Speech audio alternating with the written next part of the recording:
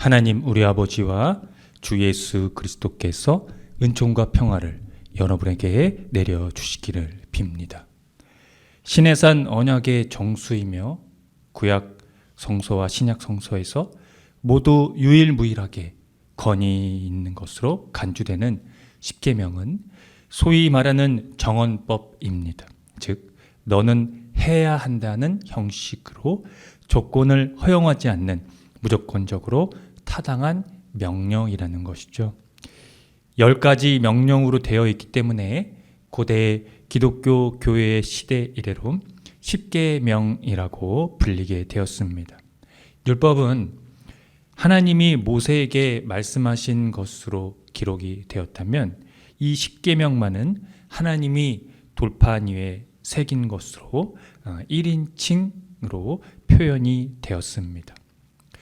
출애굽한 이스라엘에게 십계명의 배경은 인간은 하나님의 은혜로 자유를 얻기는 했지만 하나님을 떠나서는 참된 자유를 누릴 수 없다는 것입니다. 그래서 스스로 자유하시는 하나님께서 절대적인 권위로 선포한 법이 십계명입니다.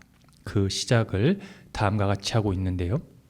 나는 너를 애굽 땅 종 되었던 집에서 인도하여 낸 내 하나님 여호와니라. 이 서두적 진술이 자기 소개 형식으로 되어 있습니다. 이 형식이 이스라엘을 애굽에서 이끌어내신 하나님의 행위에 대한 언급에 의해 확대되고 있습니다. 이스라엘 안에서 행해지던 어떤 죄의적 범위 안에서 생각할 수 있는 하나님의 법의 선포에 그 기원을 두고 있다는 것입니다.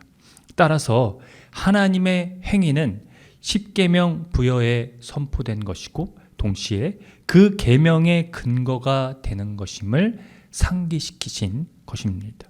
그 행위가 드러나 있는 십계명은 근본적인 명령들의 간략한 개요로 크게 두 개의 의미로 나눌 수가 있는데요.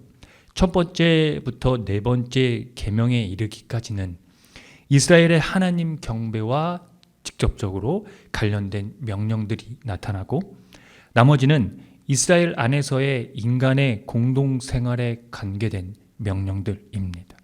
전자는 하나님과 인간의 관계를 가리키고 후자는 인간과 인간들 사이의 관계를 가리킵니다. 이것을 다른 표현으로 하면 전자는 하나님 사랑이고 후자는 이웃 사랑입니다. 중요한 것은 이 사랑의 모체가 자유라는 겁니다. 이스라엘을 애굽의 종살이에서 이끌어내신 분이 하나님, 즉 노예의 존재에서 자유의 존재로 이끌어낸 분이 바로 하나님이라는 사실에 있기 때문입니다. 따라서 십계명의 기본 정신은 자유 안에서의 사랑입니다. 자유의 존재 양식이 사랑으로 존재하는 것이죠. 이것은 또한 율법의 기본 정신이기도 합니다. 십계명이 율법의 핵심을 담고 있는 것입니다. 중요한 것은 십계명의 명령들이 이스라엘에 대한 기본적인 요구에서 비롯됐다는 것입니다. 나 외에 다른 신들을 내게 두지 말라는 표현은 흔히 예배 시에, 그러니까 그들의 제의적인 행동에 등장하는 하나님의 임재를 의미하는 하나님의 얼굴이라는 개념을 함축하는 것입니다. 서두에서 설명드렸듯이 제의적 영역을 암시하고 있는 것이죠.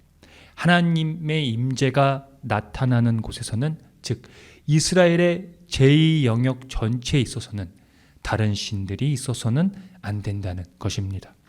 우상을 만드는 것과 또 하나님의 이름을 망령되이 일컫는 것 그리고 안식일을 기억하고 거룩하게 지키는 것이 이에 해당합니다. 십계명과 이 제의적 영역, 즉 예배는 어떠한 관계가 있을까요?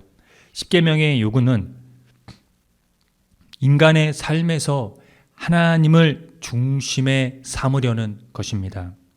예배도 역시 그와 같습니다. 문제는 하나님을 삶의 방편으로 이용하여 예배할 수도 있고 삶의 방편을 하나님의 섭리 가운데 두고 예배할 수도 있다는 것이죠. 전자에 속한 것이 우상 숭배이고 후자에 속한 것이 예배의 정신이자 바로 십계명의 정신입니다. 바울은 오늘 서신의 말씀에서 고린도의 분열을 다루면서 신적인 지혜와 인간적인 지혜의 의미와 복음의 의미를 설명하고 있습니다. 이 설명에서 바울이 집중하고 있는 것은 그리스도의 십자가입니다. 그리스도의 십자가는 분열과 오해의 중심이 되기 때문입니다. 십자가에 대한 바울의 진술은 이렇습니다.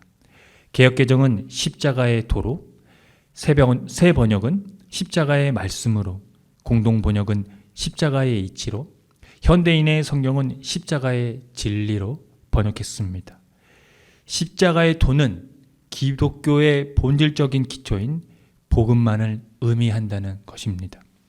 복음은 오로지 십자가에 달리신 예수 그리스도의 계시이기 때문입니다.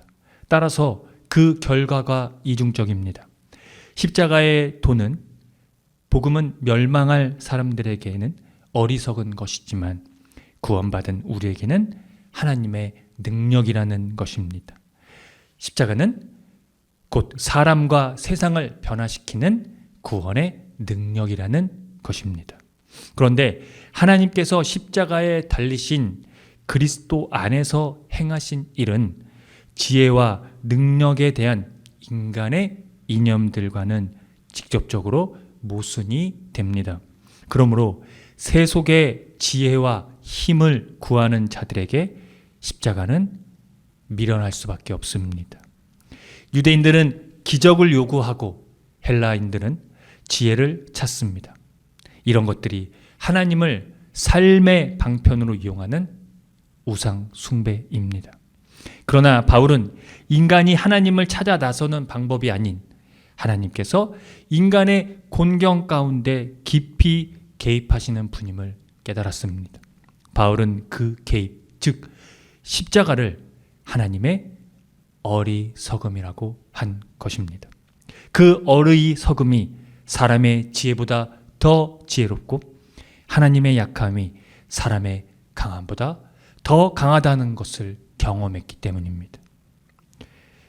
예수께서 6월절에 성전에서 상인들을 내쫓으셨을 때 유대인들은 그 행동에 대한 정당성을 요구했습니다.